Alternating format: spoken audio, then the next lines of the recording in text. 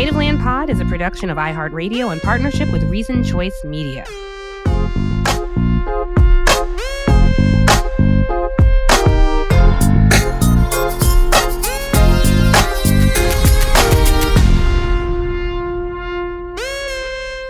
All right, everybody, welcome home, y'all. Welcome to Native Land Pod. We are your hosts, Tiffany Cross, Angela Rye, and Andrew Gillum. Hey, What's everybody. up, y'all? Welcome home, y'all. Welcome home. We are still celebrating the tail end of Black History. By the time you guys get this podcast, it will officially be March. I mean, where did February go? It's a leap year and time is going so fast. What did you say, Andrew?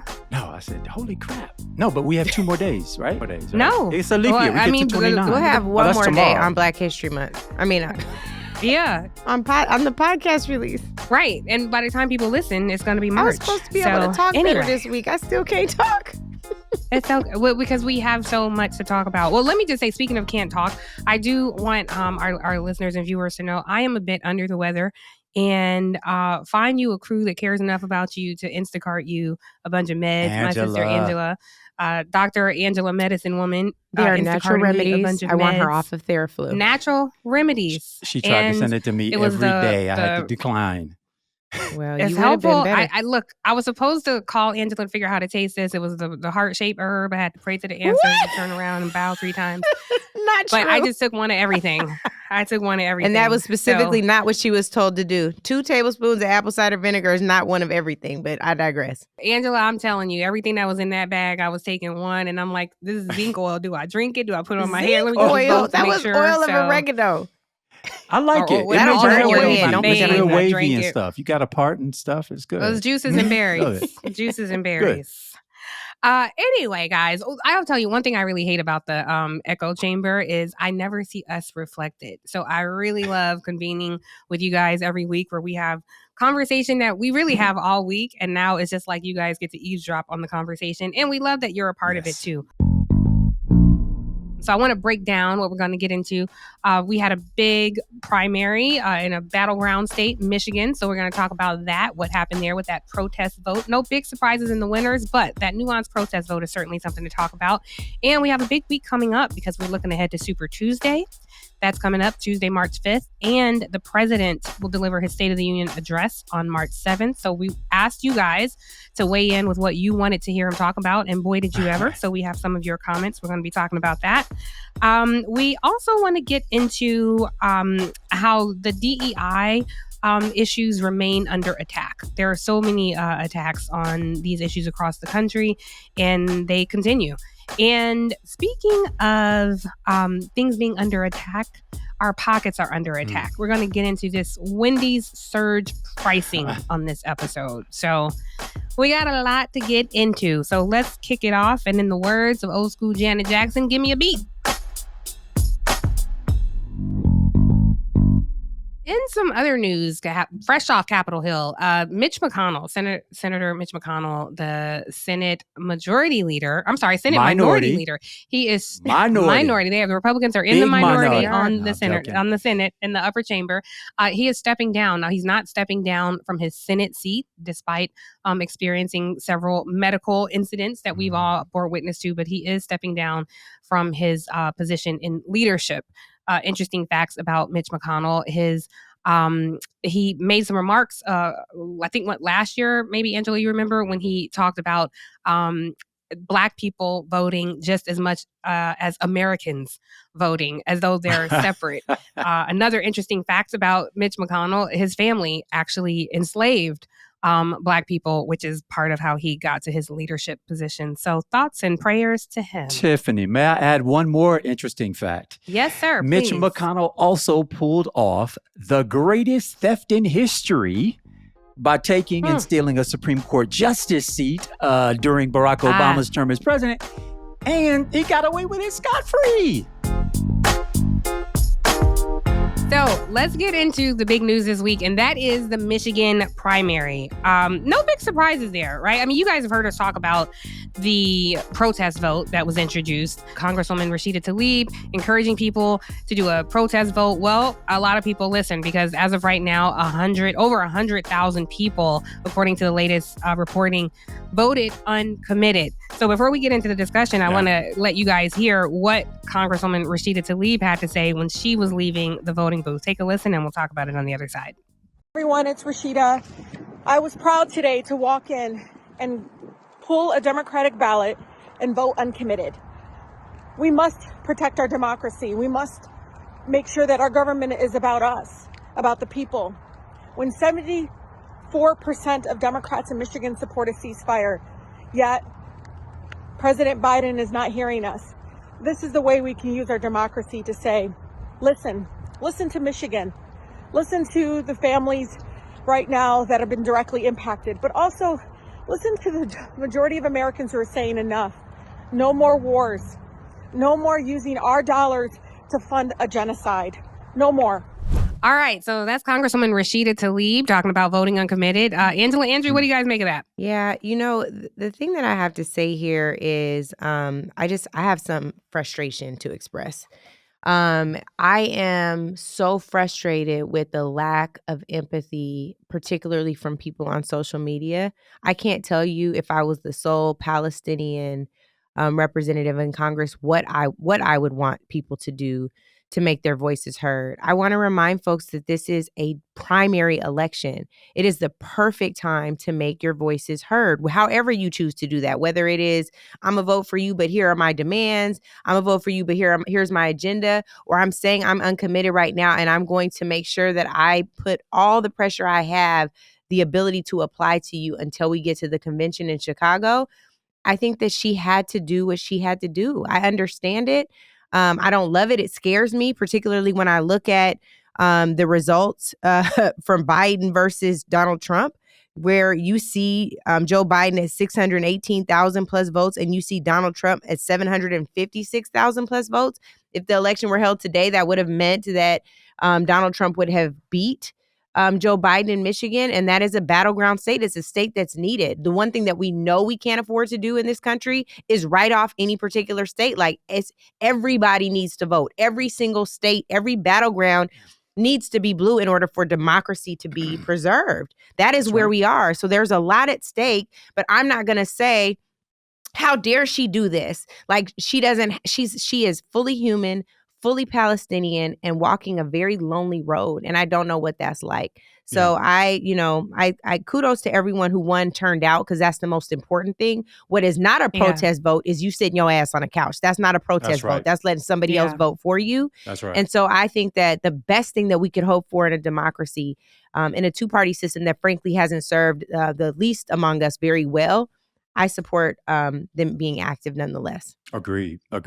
No, Andrew, Michigan is home to a very large Arab American population. We have all seen the carnage out of Gaza. It is hard to look at. And it is not just an issue for Arab Americans. A lot of people are looking at what's happening over there. I'm very unhappy about it. What do you make of this? I mean, I think you're right. And both of you are right. Angela, I'm not sure what the sentiment has been on social media. I think it's probably pretty well known now. I don't read social media comments anymore.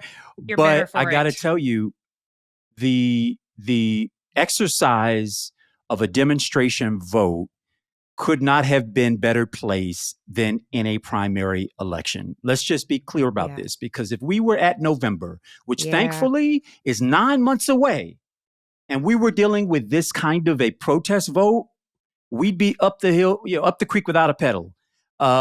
Hillary Clinton lost the state of Michigan by somewhat 11,000 votes to Donald Trump. 11,000. Yeah. Joe Biden in the rematch, obviously in last election cycle, won the state by a little over 100,000 votes.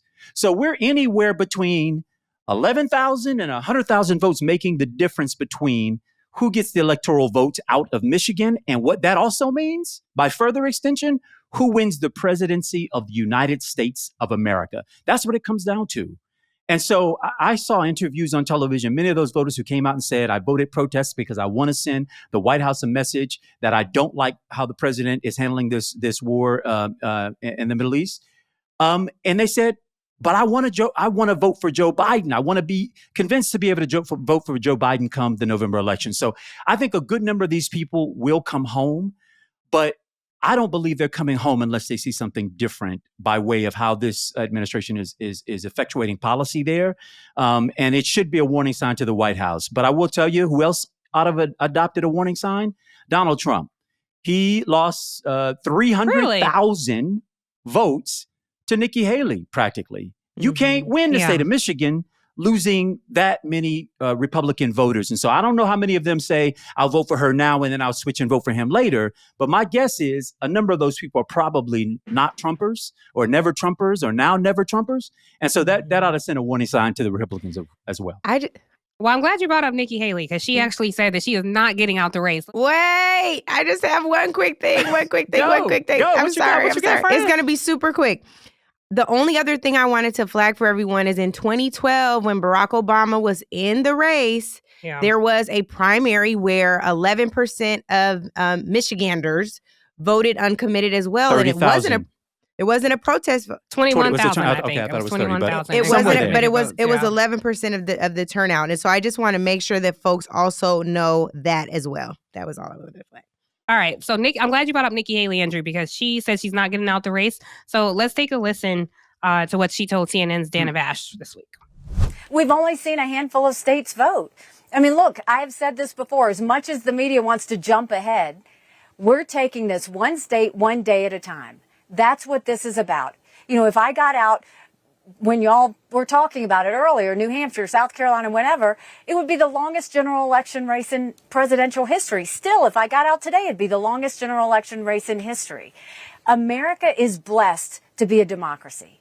Let people vote. Now in the next week, we're going to watch 20 states and territories vote. Let's let that happen. That's real. Yeah. So, that is the whole point of a contest. Angela has been doing an excellent job posting these news updates. You guys be sure to follow Native Land Pod on Instagram because you can keep track of what's happening. Just so folks know, Super Tuesday, Tuesday, March 5th, the states voting: Alabama, Alaska, that's GOP only in Alaska, Arkansas, California, Colorado, Iowa, Maine, Massachusetts, Minnesota, North Carolina, Oklahoma, Tennessee, Texas, Utah, Vermont, Virginia, and the U.S. territory of American Samoa. Angela, does Nikki have a path to the White House? I'm sorry, Nimrata, but I know you don't like when I call her that, but do you think she has a path to the White House? Well, first, I just want to add that there have been a great number of people who supporting us on the news clips online, and I want to shout out Camera and Lolo. Lolo's going above and beyond these days. She's like, research has to be in the news clips too. So shout out to them. Nikki Haley does not have a path unless there's some magic math that's going to happen at some point. She is picking up delegates along the way. I think right now at 22 delegates and counting, but we probably won't count that many more. I am suggesting that even though she's saying she's going to stay in the race, I don't think she'll stay in much longer than Super Tuesday, which is the same thing we said last week. Well, what is the point of her staying? Like, what do you think about it, Andrew, with her? Like, is her presence making a difference? I think that, first of all, for the Democrats, I absolutely think that it's making a difference. Why? Because we're going to be able to clip every one of these comments and put them in commercials and ads, radio, television, and otherwise during the general election and target that very specifically to independent voters, undecided voters who are trying to make a decision between Donald Trump and the president, Joe Biden. And to have the the cosign of a tried and true Republican who represents a lot of stuff I don't believe in, has said a lot of stuff I detest, but to have a Republican saying what she is saying in truth about Donald Trump will add a lot of fodder for the campaign as we get closer to Election Day. But I will say, I think there are two advantages to her staying in. One, I think she's probably preparing herself for the next round of this, 2028, coming out of this election, basically saying once all the trials are all done, once, hopefully Donald Trump is in the cuffs and imprisoned, she'll say, hey, I'm your girl. I stood up when all the men dropped out, when everybody else didn't have the courage to take it toe to toe with Donald Trump. I did it and I deserve to be the nominee this time. That's one reason. Two, I think she's potentially waiting for one of these trials to straight up end this man's political career. I don't know if that will happen prior to November, but I think she's probably hedging that might be a possibility. And if she's the last person standing, she may feel that she's in good position to win the party's support as its nominee should he not make it to November. Okay, but here's my question, because a lot of people are never Trumpers until they ain't. Correct. Will we see a day when Nikki Haley is on stage saying, I, Nikki Haley, support Donald Trump? Yes. He served in his Sure. last administration. Sure, Exactly. I think we can see that. Exactly. They will fall in line. Guess what? Those words aren't going away. Her critiques of him aren't going away. And the accuracy of those critiques don't go away. So it doesn't diminish our ability to take her words, put them in advertising, and let her take him down for real. Not lightweight, but real. The only thing I'll say to this is, in so many instances, you hear people, I think particularly young people these days, who are like, this is why I don't like politics, because if you watch people speak out of both sides of their mouth, and we don't even have to wait for Nikki Haley to be on the stage endorsing Donald Trump, maybe even hoping that she becomes his VP, right? To watch the double speak. She will double speak and talk herself in circles in one interview. We saw it on the Breakfast Club. We saw it on State of the Union. We saw it on IBF. We see it over and over again. We see it at the town halls. Like, she will talk herself in circles. So this is the reason she embodies why so many people, particularly young folks, don't like politics. It's frustrating to see. Yeah. Yeah. And look, I just have seen time and time again where people have come out, been highly critical of this man, and eventually they fall in line. And it is crazy. It's like a cult, really. I don't doubt that, y'all. But this is why, Tiffany and Angela, and I know we know this, but that's why we can't take any vote for granted. When you can lose the presidency by 11,000 votes in one state, then y'all, if you need anything else to underscore the importance, the imperative to your voice being in the process, this is it. Because that's what it's going to come down to. A few states and a few thousand votes, or maybe a few hundred votes in between. Yeah. Bush did become president with a 5-4 Supreme Court decision, right? And a couple hundred votes in Florida in 2000 that made the difference. Every time. Yeah. The hanging Chad. Yes, that's a throwback. Y'all remember that? Swinging Chads. Yeah. Hanging Chads. Yeah. Your neck of the woods, Andrew. They give us problems problems get me started. Down there. Just say Florida. Florida, man. I tell you. You brought up a really good point about being able to lose the presidential election by just a few thousand votes, but there's some nuance to that, and I want us to discuss that. We have a viewer question. Thank you guys for submitting all your questions to us, and you can keep sending those at NativeLandPod on our Instagram handle. But we have an interesting viewer question that we want to get to. But first, we're going to take a really quick break, but don't go anywhere, because right after this, we're going to talk about Trump and Black Trump supporters. Is it a real thing? We'll get to that on the other side. Don't go anywhere. Okay, so we have a question from Joyce Smith from the Bronx. Joyce, what you got? My name is Joyce Smith Jones. I'm from the Bronx, New York.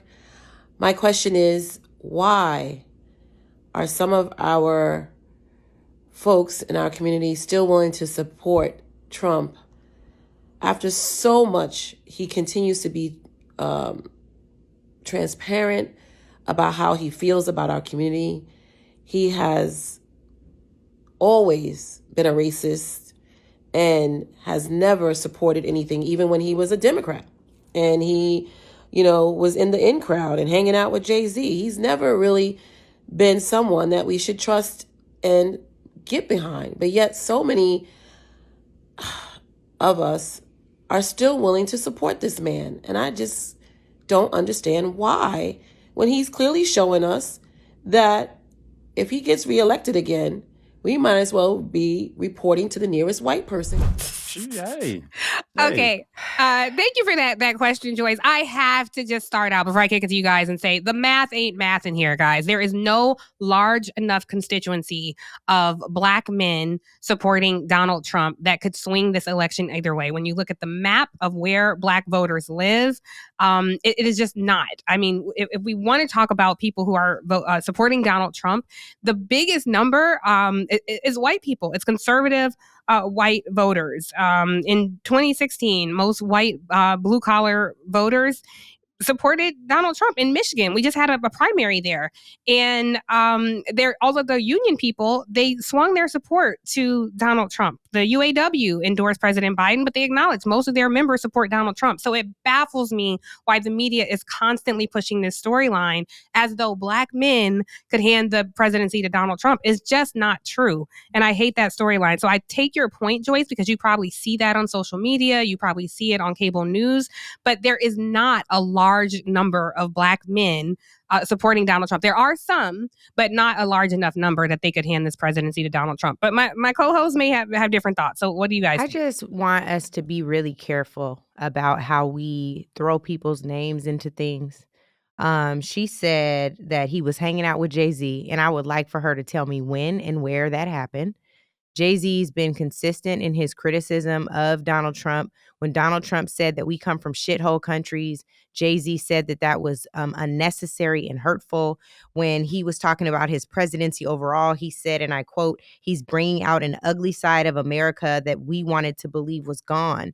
Like, I'm just trying to understand when we decide like who's doing what and why. And at the same time, we have someone who I love. I love Joey Crack. I love Fat Joe. But he's saying on one side, I don't support Donald Trump. And on the other hand, he's waving a Trump sneaker online. Like, some of that stuff is not helpful. But I also want us to be very careful and cautious with our words. And I want us to also be careful with our influence. We can do all of those things. And I think that what is sad is you have, and we've talked about already on the show, we have 50 Cent talk about maybe Trump got it right on the migrant crisis. He ended up sitting down with people who we know, some of whom we love as well. And he course corrected after a conversation as well with Eric Adams. But it's fine to express your frustration, but beware of the influence you carry and know that people are going to follow suit. When they think that you're frustrated enough and you throw Trump's name in it, they might think that is a vote. They may not want to engage. I just brought up a reason in the last portion. If they don't trust politicians, but they trust you because you've always shown up for them. Yeah. You sound like them. You grew up like them. Yeah. Be very careful and mindful of the platform you carry and how you use that thing. And at the same time, just because one rapper did it don't mean all rappers did it. So let's not throw that at the feet of everybody. That just ain't cool and it ain't right. So, you know what, Angela, that is so important, Angela. I just want to say really quickly, because share responsibly. Yeah. Just because you see something, somebody wrote something, like, make sure, verify your sources, seek information from reliable, responsible sources. Angela just pointed out, we have no record of Jay-Z standing with Trump or endorsing Trump's presidency. It hasn't happened. And some of these, to your point, right, exactly. We have not seen anything like that. So again, when you say things like that, it's important to make sure that you're accurate. And I just want to point out to the point of Fat Joe, I echo everything you said, Angela. Fat Joe is obviously in the Puerto Rican community. I believe he lives in Florida. It's a solid red state. Fat Joe holding a Trump sneaker is not going to win the election for Donald Trump. But I think Angela makes a good point, Andrew, in that influence. I don't think that, listen, most Black people, I just hate that that the media reduces Black men. Like, they're going to see Fat Joe holding a sneaker and they're going to vote for Trump. Most people are not looking to Gen X rappers for how they're going to vote.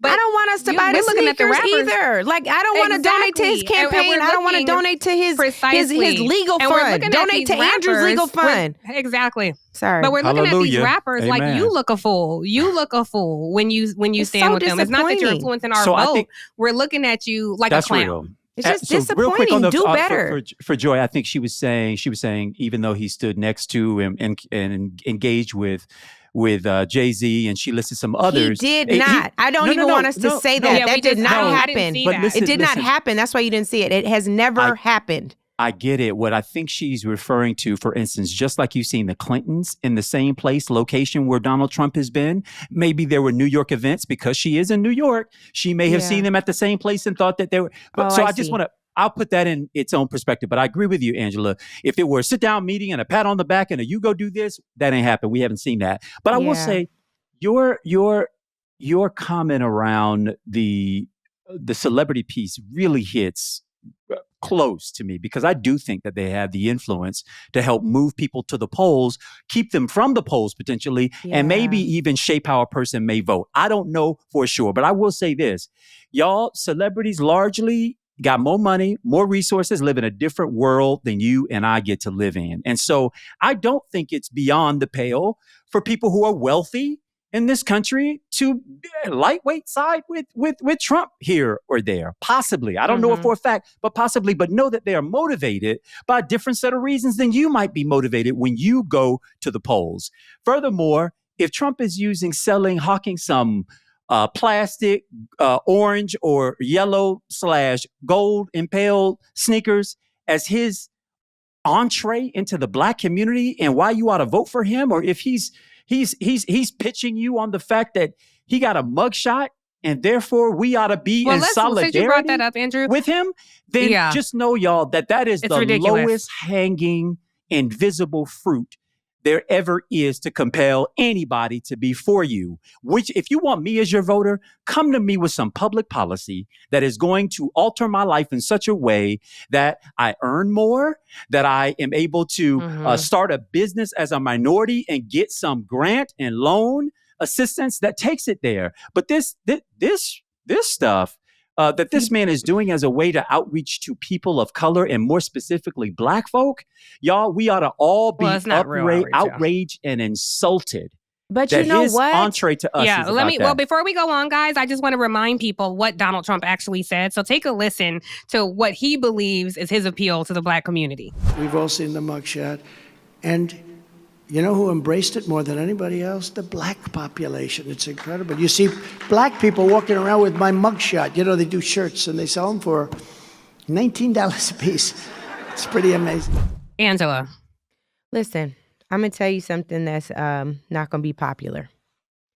We have a lot of people who are motivated and inspired to go to the polls for some really interesting reasons. There was a time in our electorate where someone who appeared to be the first real shot we had at a presidency after the many ways in which Reverend Jackson paved the way, right? But we knew that was even a long shot. Barack Obama ran on hope and change we could believe in. It wasn't substantive policy. It was the hope that America could actually finally serve us. And then there are these other folks. And we have to be really careful with rappers don't really move the needle. There's a reason why there are surrogate operations in every campaign, from the mayor to the governor to the president. It does move the needle on some things. I am insulted by the direction in which Donald Trump has taken this thing, but I'm not going to be intellectually dishonest and say that broad stroke themes don't work to move bodies to the polls. Shame on him for saying that his mugshot was enough to move a base. But I think the real thing is, and this might be a whole ass TED Talk podcast that we need to do to unravel it, there is something remarkable about someone who can relate to the many challenges that we've had.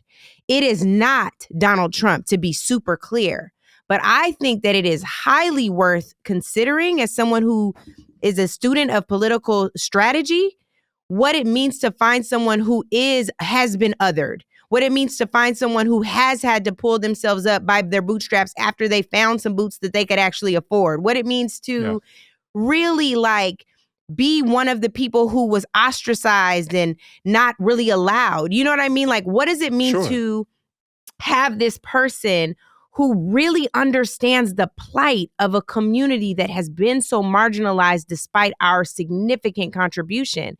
And I think there's language at play that he has effectively used to reach some of our folks who haven't felt heard in the process.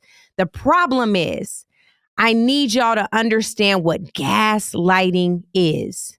This isn't hope and change you can believe in. This is someone who is preying on you, not praying, pouncing on you where you've been most vulnerable, playing like they understand what you're saying. Have you ever been in a relationship with a dude who has never heard you, and then all of a sudden when you about to walk out that door, the dude starts telling you everything you ever told him? They're like, when you said such and such and so, I feel you, I get it, I got you, I'm with you. And they're doing all that, and then you're like, oh, okay, he really gets it, I finally feel heard. And then you go back. Why is Angela telling my business? You on some people's streets right now. Listen, but I want to, we got to nail this so we get it right, so we can see the demon coming. Yes.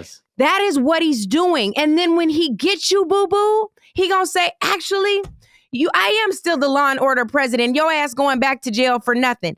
And when he gets you, he's going to say, I do still think Harriet's ass deserves to be on a $2 bill and not a 20. When he gets you, he is going to say, I do think you should be sharecropping and not holding shares in this corporation. When he gets you, he's going to say, actually, grab them by the vagina. Don't let them have IVF. Don't let them have an abortion. I don't care if there was rape or incest involved. And on top of that, fuck your birth control. That's what we're dealing with. He's saying all the right things, but he's doing it for all the wrong reasons. He hope your ass stays at home. He hopes you go to the polls and votes for him. He hopes you get a nigga for Trump t-shirt. And then you are boo-boo the fool. And I don't think that we're that dumb. Prove me right that we're not that dumb. I done cussed. I done got in trouble with my pastor, my mom and daddy and all that, but that was necessary. It was necessary. And we got a lot of people listen to the podcast who ain't bad about it. Andrew, I was a bishop today. Now you can't be it. Took all the time. You got it. Yeah. I have a question for you guys, though, because this is a point of disagreement, and I may be, the cheese may stand alone here, because Andrew, you made this point, Angela made this point. Andrew, you're saying celebrities have an influence. Angela, you're saying rappers can sway people. I am trying to think if I've ever been moved by a celebrity on a policy position. I don't think you would. That could not be, you, Tiff. I don't think you would. would. Right. So that's my question. Like, who is the population you guys think who is... Almost everybody but us. The reason why this nuanced point, I don't know about that, because the reason why this is such an important point, because I think the media gets this wrong so much. My grandmama wasn't ever moved by a celebrity. My aunts weren't ever moved. But there are, to your point, if you guys are saying that, I just wonder, who are these people? And I want our viewers, when you guys listen to this, and weigh in. Yeah. Do you know people who are moved by rappers or celebrities? Have you ever been swayed by a rapper or celebrity on how you cast your celebrity vote? I agree with. Yeah, I'm just curious. Andrew, it's your turn. Or and then I think yes. They do have. Angela mentioned the fact that there is an operation inside of every campaign that has ever run that has likely been successful, where you have surrogates who come, and they do it for a number of reasons. One of which, they want press. But are they celebrities? Yeah, I mean, my campaign did it. I'll tell you, we had everybody who would come. Everybody, and part because we knew that different people took their marching orders, took their influence from different folks. I am not for everybody.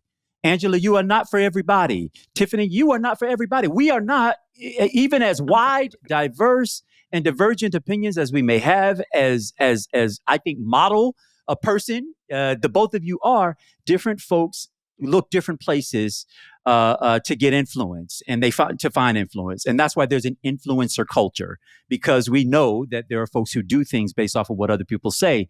That said, Angela, your points were brilliant. And the only thing I have to say is that I think if he is communicating, if he is that man that you're about to walk away from, who then starts spewing the right things as if it's been there always, he didn't do a good job at spewing it. I'm talking Donald Trump. Just the overwhelmingly obvious tokenizing way in which he does and says what he says. Because I agree with you, Angela. I opened myself up to a whole new round of people after being indicted. I didn't know it was a thing, but there were people who said, man, I wish you were governor, and I wish you had done that thing, and this is that and the third. But bruh, you now know what the man does and what they do, and you're not fooled. And so it signaled something different. However, I had and unpacked a conversation about the need for larger criminal justice reform, because it shouldn't be that you've got to hire $1 million lawyer and be a former elected official and a former party leader to be able to fight back against a system that trounces on us every single day, right? Yeah. This man didn't do that. He just said, I got a mugshot and y'all ought to be with me. The blacks are out there with me because because I have a mugshot. That's not sincere. It is nothing but tokenizing. And for those who buy that bait, maybe you get what you deserve. But the problem is you getting what you deserve. I don't think that. I'm sorry, but you getting what you deserve puts your foot on my neck and the neck of my children and my children's children. Yeah. That's why it's so important that we take this thing for real and for serious, because it ain't just about you. The implications will impact you. Please believe, because everything Angela said is right, but it's going to impact more than just you. I think it'll impact the communities and the people you care about the most. Really quick on this. Well, speaking of impacting the community, I just want to say, under the Trump administration, because you talked about CJR, criminal justice reform, in a day, his AG at the time, Jeff Sessions, brought back mandatory minimums. And that was a huge thing that devastated the Black community. I also just want to make the point that when you guys are saying celebrities as validators, I think community validators can also be your book club. They can also be your sororities or your frat brothers, right? So I just wonder, I really want to hear from the audience. I know you don't want to hear from me no more, but I got one more thing on the surrogates. We love this. Because we went a lot longer on this, but I think it should be something that we unpack point by point on another pod. But surrogate operations aren't because that person in and of themselves saying, I'm going to do this, therefore you better. Although it might. If Beyonce goes and says, I'm going to do this, therefore you better, maybe it moves bodies to the polls. She did it with Beto. It didn't work all the way, but maybe if she was standing for the election. Yeah, that's true. But but we had a concert for you the night before the election, and people still went to vote for you, Andrew, in the rain. You know what I'm saying? So there are people that have the function of moving bodies to the polls. But you know what I think the bigger purpose of a surrogate operation is? To bring in people to do no harm. There are people that stepped out against Andrew. I will never forget Luke Campbell. And it wasn't primary. Against you. It was for the mayor of it was in Miami Beach. Yeah. Levine. Yeah, I remember that. And I was so like, how could you do this when a Black man was running? Luke said he didn't know Andrew was running. That could indeed have been the case. Andrew was running on a shoestring budget in the primary. He was making it happen. But I do think that the most important thing that a surrogate operation could have is a provision of doing no harm, bringing enough people to do no harm, to get educated about it. So when nonsense is put on social media, they're in a position to push back a little bit. That is, I think, the initial purpose of surrogates, but they do move bodies not only to the polls, but to do no harm. Yeah. And since you bought in that's Luke, a good point. And I think that's worth a lot of conversation. Who then tweeted this past week. Yes, he did. About Trump. He said Trump. About Trump? Yeah, you still with him and you Black? Man, he said Trump, though. I need somebody to spell check. Nah, he said Trump. That may have been intentional. No, we don't go from this point on. He talked to me. Angela, ain't no such thing as a Black for Trump. Angela, look at these questions. I want, because with so many people weighed in, a lot of people had things that they wanted President Biden to address in his State of the Union. Yeah. Thank you, by the way, listeners, for responding to that. I want to give those people a voice. Yes, thank you, guys. Yes. Let's roll that, and then we'll talk about it. Hello, Native Land Pod. Thank you so very much for this call to action. I am Manny's Millennial Mouth, huge fan. And what I want President Biden to address at the State of the Union is the fact that we're only 2 months in 2024, and already 8 school shootings have occurred. And every time the topic of gun control is brought up, the pushback is from the people that claim they are so pro-life, and they'll say, well, what about the protection of the Second Amendment? What about the protection of our children? Parents are sending their children to school to get an education, and instead they're getting a hefty hospital bill or they're getting a funeral service. You know why she picked this question, Andrew? Because she's interviewing for the fourth host. CAU, baby. Clark Atlanta. CAU. How about shout out Andrew to the HBCUs. every show. May I also say I am an honorary. I have an honorary doctorate from Clark Atlanta University. I didn't know so that. Shout out. I love it. Thank you, CAU, for honoring our brother.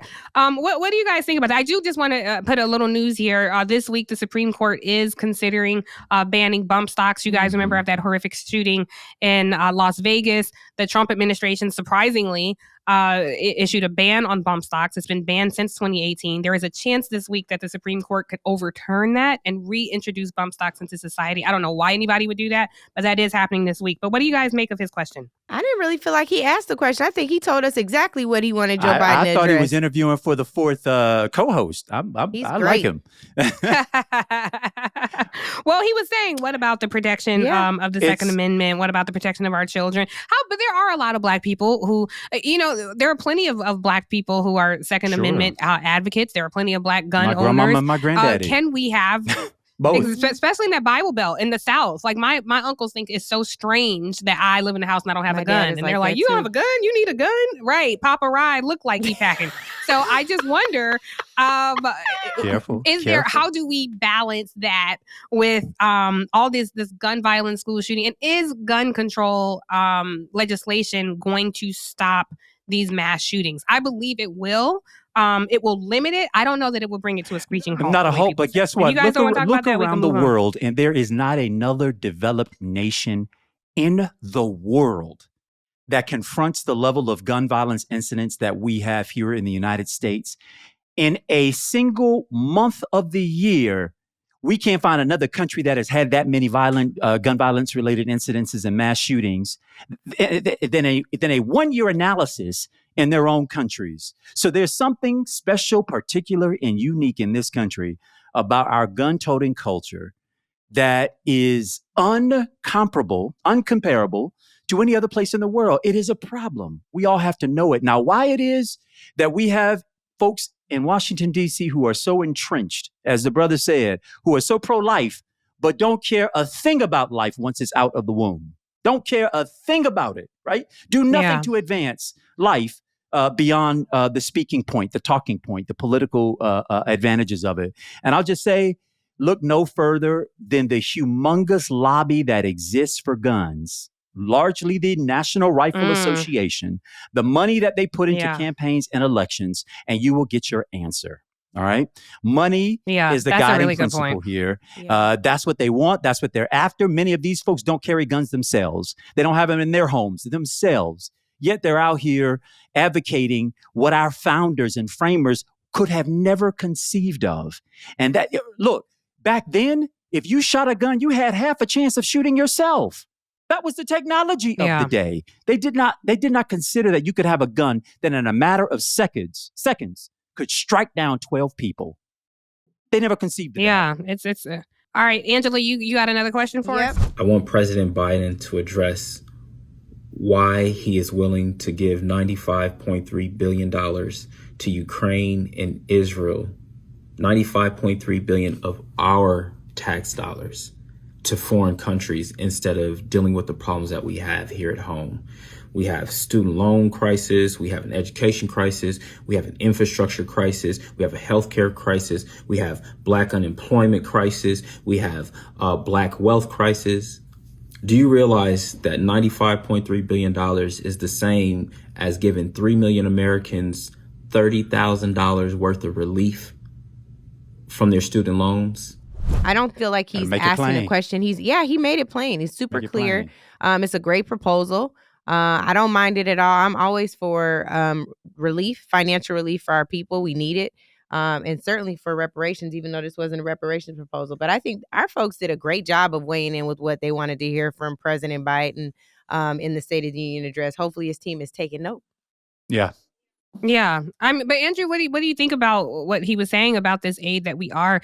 Look, a big issue that we just saw play out in the Michigan primary is we are funding a lot of what we see the IDF doing in Gaza. And a lot of people feel very uncomfortable with that. Do we think that will have an impact in the general? And what would he say about that? Or what could he say about that during the State of the Union address to put people at ease? But I don't think people will. Well, I think he could say a lot, but it would be more important that if his words would actually carry sway with Benjamin Netanyahu versus basically going into the ether and not really having an impact. We see the country, American taxpayers, of course, has funded largely Israel's security since its independence, and I don't take issue with that at all. And by the way, I think student loans and student loan debt is an issue that ought to stand on its own 2 feet. And the president does have a proposal in that regard. And what we have to worry about is whether the Supreme Court is going to take a machete hatchet to it and strip that program down to the point that it doesn't exist unless the Congress gets their act together and passes it. The one thing that I neglected to say earlier when we talked about the results in Michigan is that outside of Dearborn, Michigan, where we have the largest concentration of Palestinian Americans, the other constituency that is terribly shaken by watching what they see happen on their TV screens over there are young people. And I'm not talking about young people concentrated in Michigan. I'm talking about young people everywhere around the country. They're coming out on college campuses and in neighborhoods. And just as his brother did with the question, to say, what are we doing? They are acting as a matter of conscience. And young voters, let me tell y'all, they ain't stupid. They don't have to be told what to do, when to do it, so on and so forth. For them, they are acting as a matter of conscience, and they don't believe that conscience resides in any one party by itself. They believe that conscience resides based off of what you do from action to action to action to action. And so I feel that. And I just, I'm proud that they're engaged and involved. And I hope that the president, frankly, is able to deliver more than lip service in his State of the Union, such to the point that circumstances change on the ground. All right. Thank you guys for submitting all these questions. We have one more coming right up after this break, so don't go anywhere. We'll see you on the other side.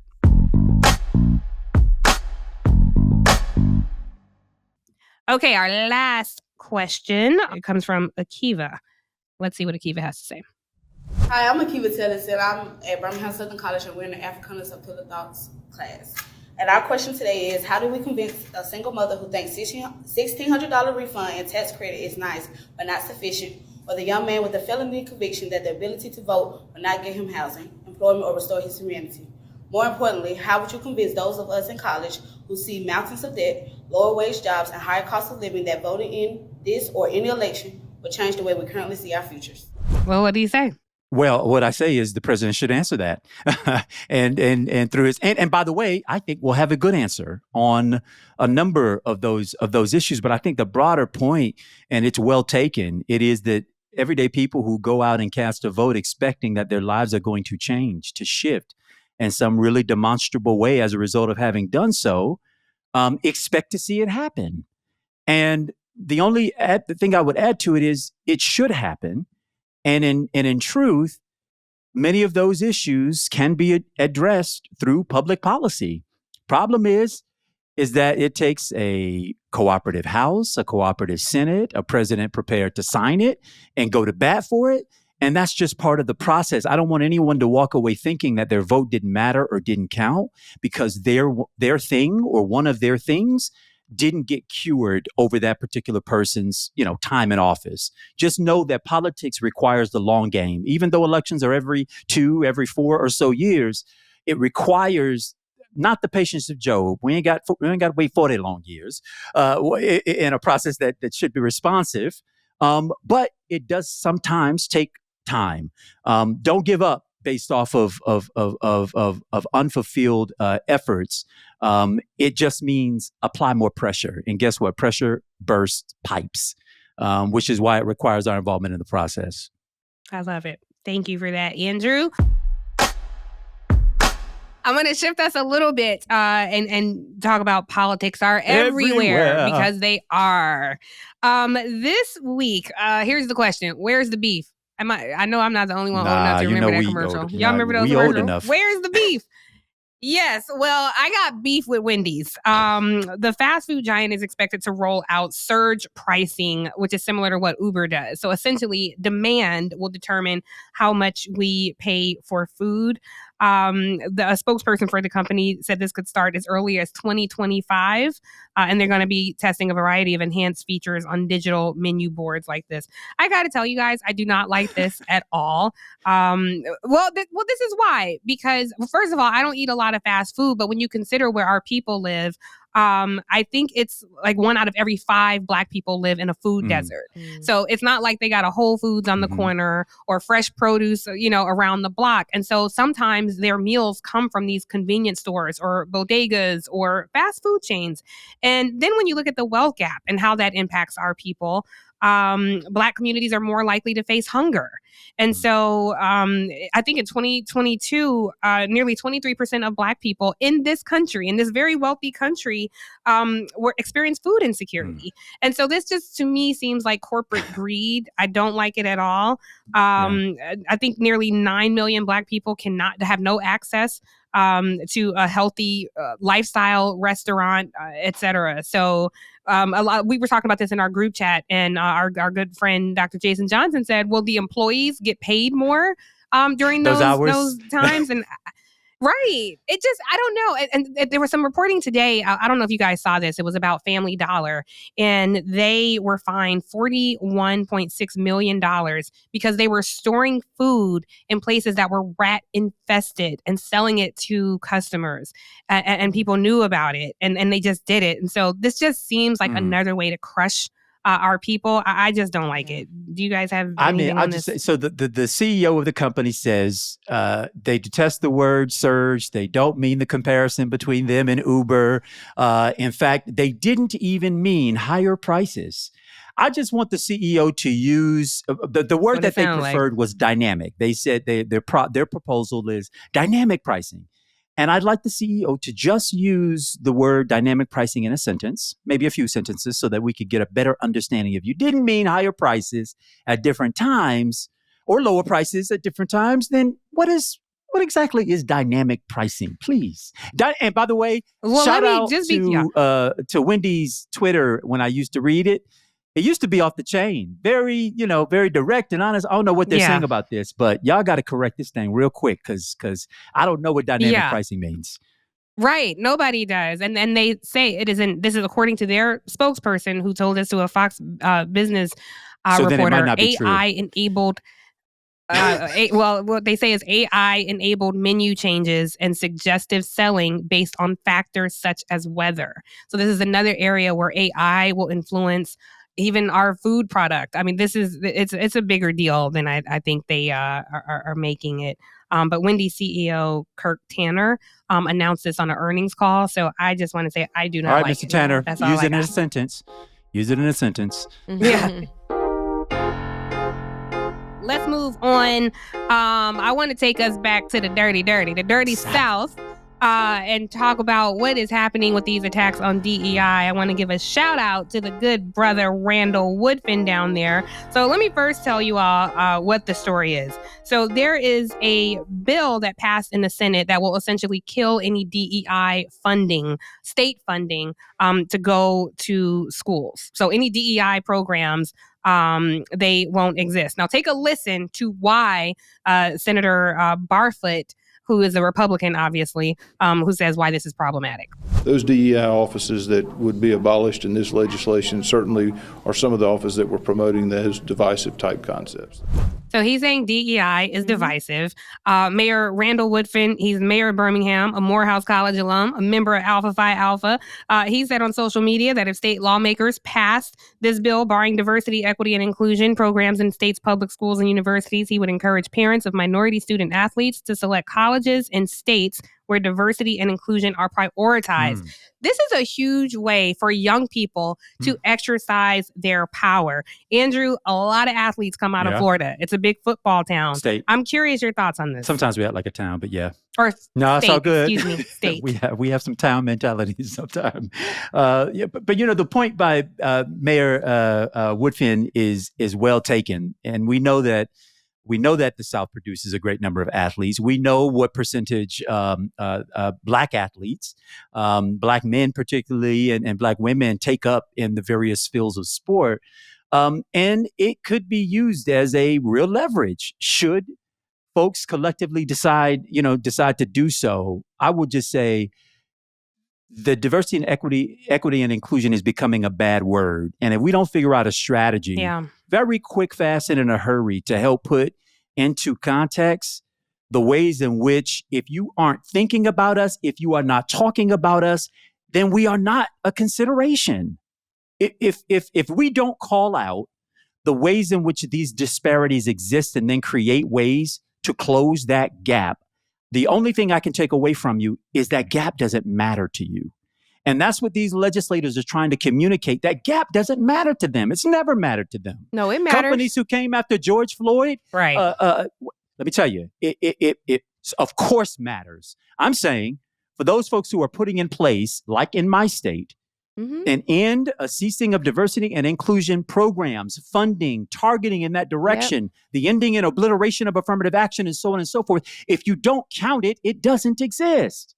But it matters to them. The reason why they're trying to stop it is because it matters to them. They're afraid of it. You see what I'm saying? Of course they are afraid. We that's are what I'm agreed. saying. So what I'm saying, they don't want it. Because it doesn't matter as far as a priority as they're concerned. It matters to them. And let me tell you how much it matters to them that they would go even further in Senate Bill 129, further than the Stop Woke Act in Florida, to expand divisive concepts to include funding and recognition even for a Black student union. that they would go Wow. that they would go so far as to say, and this I think is consistent with Florida's HB 7, that any author who expresses that they feel complicit in past wrongs because of their identity or historical documents demonstrating historical perspectives on race, gender, or class, those readings, essays, books, and films would be prohibited. They cannot assign them. They don't even want to talk about like slavery. What slavery? That's just we were all roommates Wow. living together, being fed well, sleeping well, and sharing same land, just working on it for free. Angela, they want to say down here that if you call a person a racist, that you can be sued for libel. Yes. Slander and yes. libel.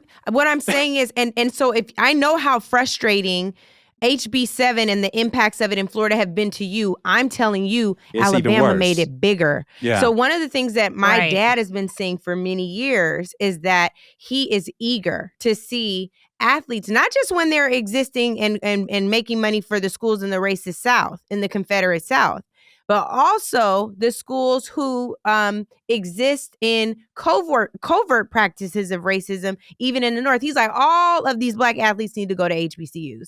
This is why he's called for that for so many years. Senate Bill 129 is horrible. Mayor Woodfin, I reached out to you and asked for a video. This is why I knew we were going to talk about it on this podcast. We talked about it on the Breakfast Club. It's major. I would love to see the African American Mayors Association stand together with him in this, the CBC to stand together with him in this. For the one governor we got, Wes Moore, to stand with him in this. And hopefully we can get some things moving a different way. Andrew, I think you said earlier in another way, but DJ Quick said it best. If it don't make dollars, it don't make sense. We need to make sure that we take our dollars somewhere else because they're not respecting our person. That's a remix on Dr. King. That's real. Can I just put into context the dollars? This is according to the latest reporting. It's I think this is from 2017, so it's probably more. But about 26% of the population in Alabama is Black. 11% of the students at the University of Alabama are Black. In 2017, about 80% of the starters of the 2017 football team were Black. The head coach at the time, who you guys know, Nick Saban, he was the highest paid employee on campus, earning more than $11 million annually. The next three highest paid individuals at the university were assistant coaches, all white. The football players were not paid. So they are willing to profit off our bodies, a very American thing to do, but not prioritize our equality and inclusion. Another thing, Angela, to your point about the legislative body and the roles that we play, when SCOTUS struck down affirmative action, they made a key exception for the military. I thought that was very telling. It's okay to consider quotas, as they would call it, for the military. And I just, as we close on this topic, want to say what Justice Ketanji Brown Jackson observed. The court has come to rest on the bottom line conclusion that racial diversity in higher education is only worth potentially preserving insofar as it might be needed to prepare Black Americans and other underrepresented minorities for success in the bunker, not in the boardroom. Come on, So Justice. we got a lot of work. We still in the fight. We still in the fight, y'all. Still in the fight. All right, let's take a quick break. We're going to be right back after this break.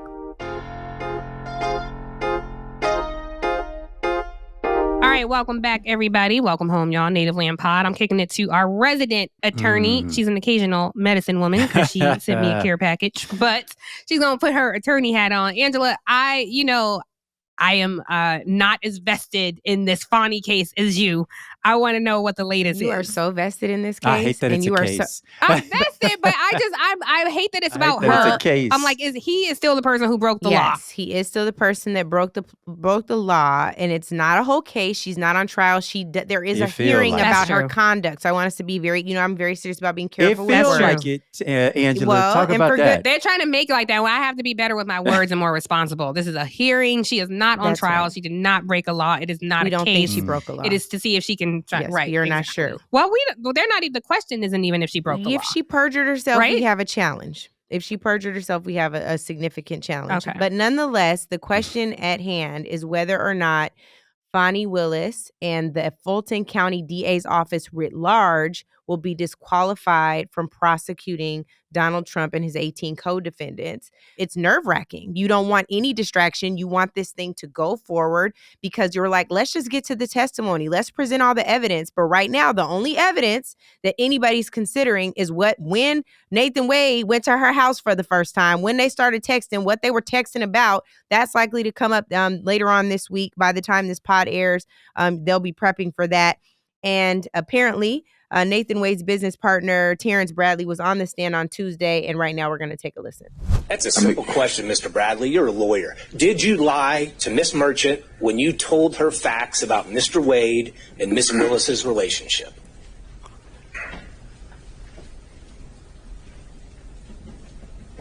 Not that I recall. I don't recall.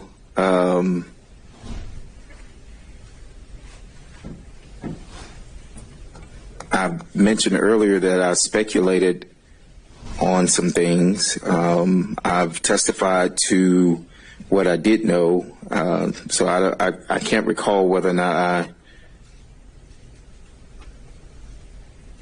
No. Mr. Bradley, speculation is kind of a weaselly lawyer word. Let's speak truth here. You're under oath. Argumentative at this point, Your Honor. Not asking relevant questions. Mr. Bradley. Find a question, Mr. Rice. Mr. Bradley, when you were communicating different details of the relationship between Miss Willis and Mr. Wade to Mrs. Merchant, did you lie to her about any of those details? Objection. Asked and answered twice. I don't think he's answered it yet. I don't recall ever whether any of it was a lie or not. Okay. So here you have, here you have someone who's under oath. He's trying not to perjure himself. At least this is the appearance. I'm not going to say anything. He appears to be trying not to perjure himself. Do not recall is normally a safe bet. And at some point in his testimony, he references the fact that he speculated. And this is the thing that I want to say to you as a Black woman in this country. And then I'm going to put my lawyer hat back on. The thing that I want to say to you as a Black woman in this country is shut your ass up. Now, back with my lawyer hat, I'm going to say, you know, this is really, this presents a real issue. You don't want to have someone speculating on your relationship and then putting you more in the crosshairs of something, creating more of a distraction in what is, I know, Fani Willis's biggest trial of her life, Nathan Wade's biggest trial of his life. You do not want to be the distraction. This is why a lot of folks don't take cases like these because their personal lives aren't above reproach. I'm not saying they're not, but right now we got a little bit of smoke. Well, I'll tell you, I watched the entire hearing yesterday. The brother said in an undisputed way that he did not have any personal direct knowledge of when the relationship started. So if what we're trying to get to is a definitive on the date of when it started the end of 2019 or in January, February, or March of 2020, he couldn't provide that. So I know we got this hearing on the records on Friday. Go ahead. I'm sorry. Do you know why he was on the stand? I do know why he was on the stand because he text messages with the Trump speculating for sure. And all I'm saying is he shouldn't have done that. He should not have done that. Of course he shouldn't have, but he seemed all too eager to want to throw himself into that. Now, mind you, this is also a lawyer who parted ways with Nathan Wade because there was an allegation at the firm of sexual assault or misconduct by this gentleman. And so we've had two face-to-face witnesses who have put themselves into a position of being a fact witness who both have access to grind with the two principals at subject here, Mr. Nathan Wade and, of course, District Attorney Fani Willis. So the only two people who supposedly saw, heard, or done between these two people are both compromised. He was completely and compellingly unconvincing and uncompelling in his testimony yesterday.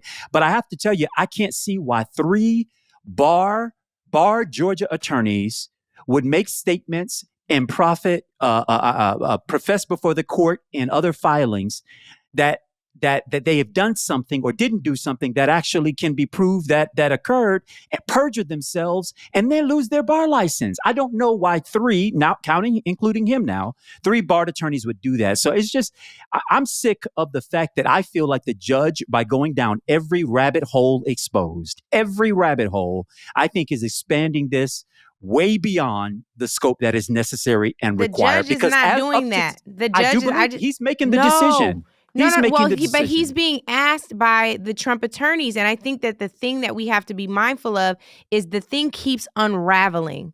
The first issue at play was whether or not she financially benefited from this relationship at all.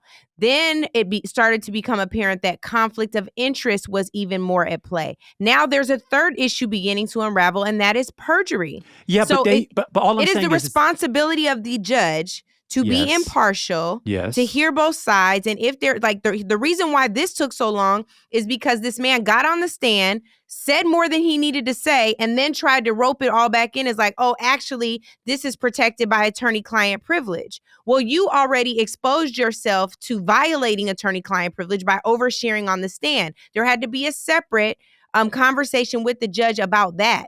There's a ton of unforced errors. I'm sorry, y'all. There are a ton of unforced Angela, errors. you and I, we are in agreement. What I'm saying is every door that is open, every door that is apparently opened in this case is also summarily closed without ever reaching the determination that she had profited, that she had conflict, or that the relationship began outside of when she said so. Well, that's because the evidence is still being presented. But every hole they go down and that the judge allows, he had to allow whether or not phone records are going to come into play here. Yeah. He had to allow whether or not he was going to strip the attorney-client privilege back to not covering. After the attorney violated it on the stand, though. I think we need to, this judge, I'm going to like, You'll very rarely hear me defend a white judge. This judge has been very fair. He's checked them. When Fani Willis was getting asked and answered the question over again, he's like, we've been down this, we doing this, it's fine. He didn't do it yesterday.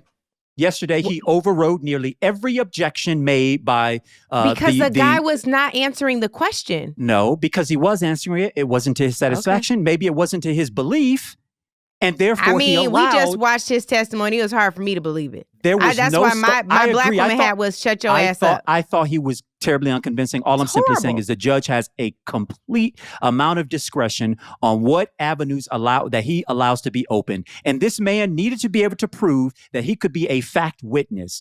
Hearsay is not a fact. The judge is probably being careful now because his contribution to Fani Willis of $150 is now in question. Like Doesn't has to be okay. He got to be impartial. I think the judge is certainly presenting himself as impartial on the side of the Trump defense. Certainly, I think he is. All right, well, that's not. Can I just hop in here? I just want to remind everybody that we have Donald Trump on tape asking elected officials to find 11,000 votes while we are going over minutia of this woman and her personal.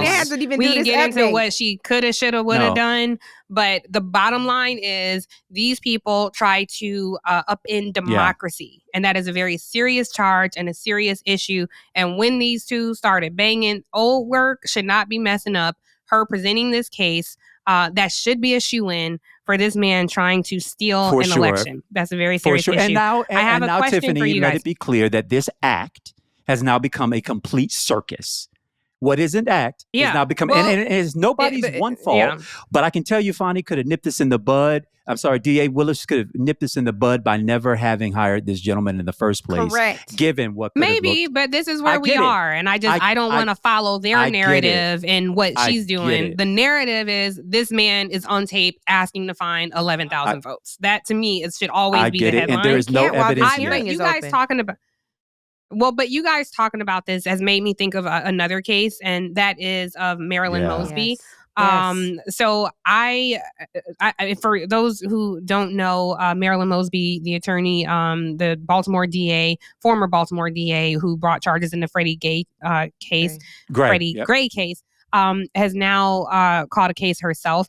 I want us to talk about that. We don't have time because we're out of time this week, but maybe next week or the week after. Are you guys good with that if we talk about that? And I just want to say, just as you know, well, I know we're not at calls to action yet, but I think we're close. So we are. Well, no, let's get to call to action. All right, perfect segue. Angela, kick us off. Call to action. Mine is Marilyn Mosby reflected what Black prosecutors should look like as a state's attorney in Baltimore. And what I will tell you is my one ask is that these cases, there's two cases that she's caught as sentencing draws near, that the administration, the Biden administration, remembers the discretion, the full discretion it has to pardon people who have only been out to seek justice.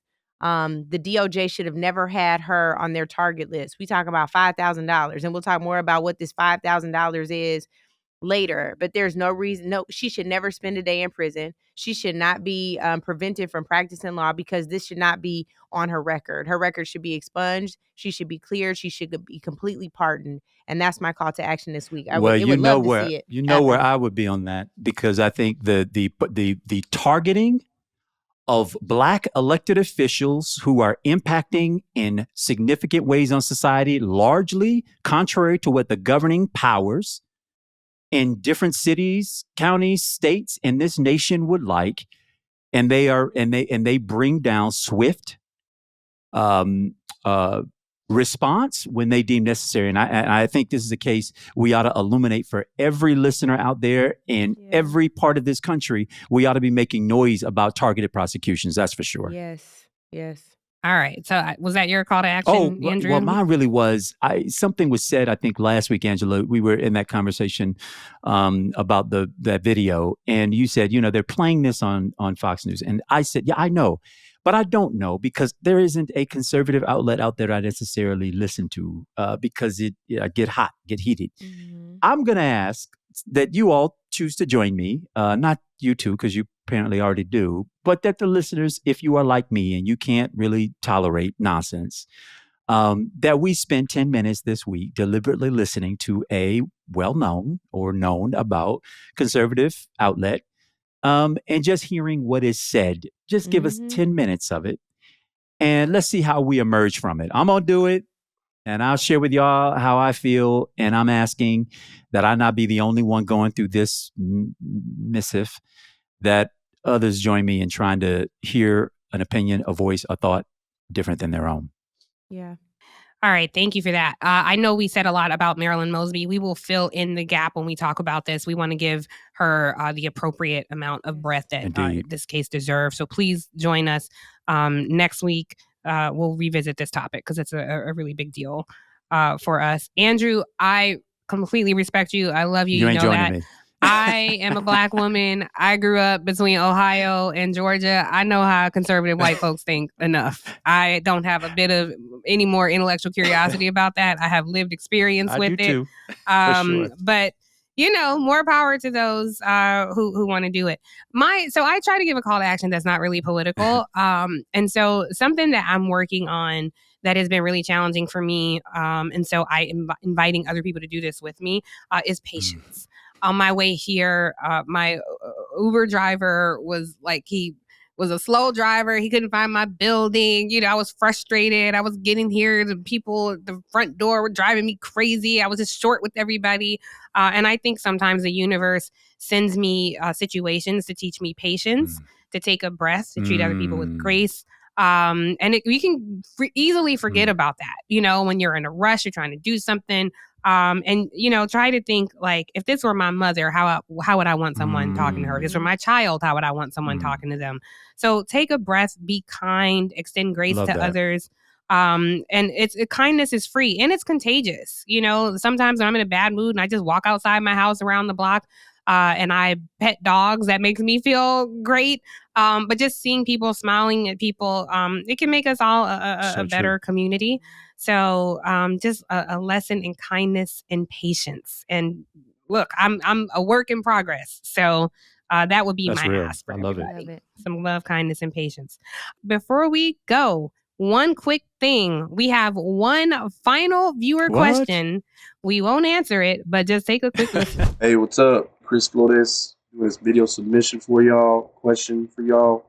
I'll keep it short. Where did you get the name Native Land Podcast? What does it mean to be native to you? These people that say, well, I'm from America. My dad's been from America. That's not necessarily being native. Chris, welcome home. Thank you so much for that question. We actually answer that question in our promo recording for Native Land Pod, but it's come up so much in questions, in comments online. People ask about it when we go and talk about the show on air. because of how much we've been asked about this and you all want to hear our explanation of Native Land Pod, we're doing a separate mini pod episode that will drop this upcoming Tuesday where you can hear all about it. And let us know how you feel. Make sure that you download that episode, you watch it on YouTube, you talk about it in the comments. Let us know what you think. I love that. All right. Thank you to my co-host for a packed show today.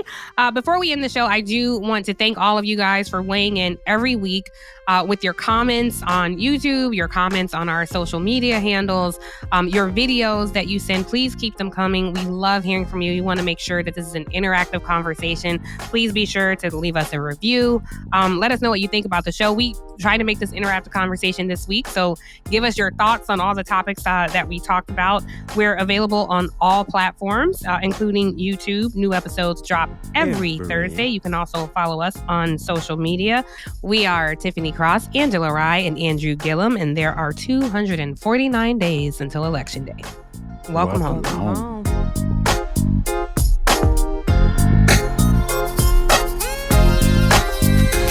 Native Land Pod is a production of iHeartRadio in partnership with Reason Choice Media.